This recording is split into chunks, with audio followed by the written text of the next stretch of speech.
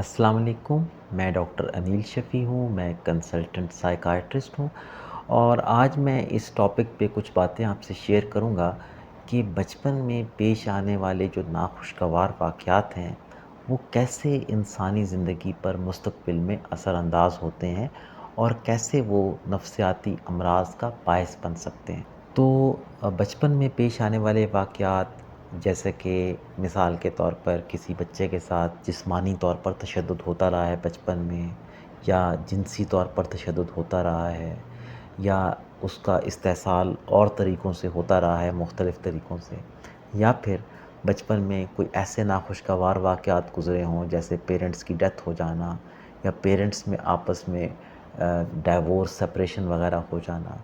तो उससे क्या होता है, उससे हमारे जो डीएनए है, हमारे जीन्स हैं, उनमें कुछ तब्दीलियाँ रूनुमा होना शुरू होती हैं।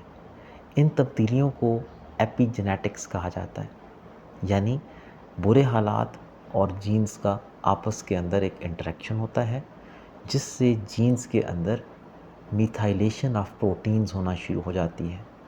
इस तब्दीली के बाद ब्रेन और हमारे जिस्म में मुख्तलिफ़ तरह की और तब्दीलियाँ रूनुमा होती हैं, जो कि मुस्तक़बिल में डिप्रेशन, एंज़ाइटी और स्ट्रेस का बायस बन सकती हैं। ये तब्दीलियाँ क्या होती हैं?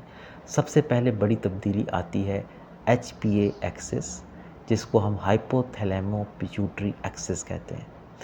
ये एक्सिस नॉर्मली इसका काम क्या है कि जब भी इंसान को स्ट्रेस आता है, तो ये एक्सिस कार्टिसोल हार्मोन रिलीज़ करता है।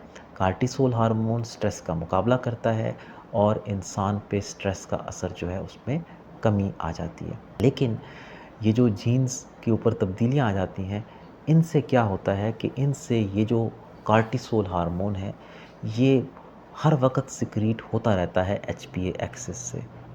उसका नुकसान क्या होता है कि ये सिस्टम डिसरेगुलेट हो जाता है, प्रॉपर्ली रेगुलेट नहीं रह पाता, और उसकी वजह से लोगों में जब वाक़तन वो किसी स्ट्रेस से दो चार होते हैं, तो ये जो सिस्टम है ये अच्छे तरीके से जैसे काम करना चाहिए वैसे काम नहीं कर पाता। दूसरी बड़ी प्रॉब्लम क्या आती है, कार्टिसोल लेवल के हर वक्त बढ़े रहने से हमारे ब्रेन का एक बड़ा इम्पॉर्टेंट हिस्सा है हिपोकैम्पस।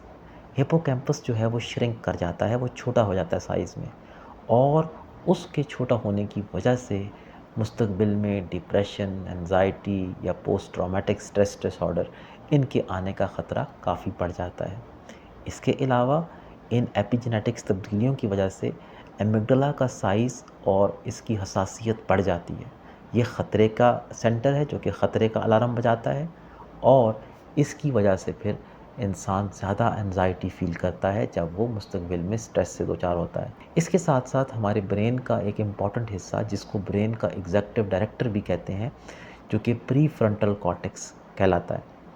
ये ब्रेन का हिस्सा जो है ये इन एपिजेनेटिक्स की तब्दीलियों की वजह से ये अंडर एक्टिव हो जाता है, यानी उतना एक्टिव नहीं रहता जितना इसको होना चाहिए, जिसकी वजह से एंज़ाइटी, डिप्रेशन और स्ट्रेस पर जो इंसानी ज़हन का कंट्रोल है वो भी कम पड़ जाता है।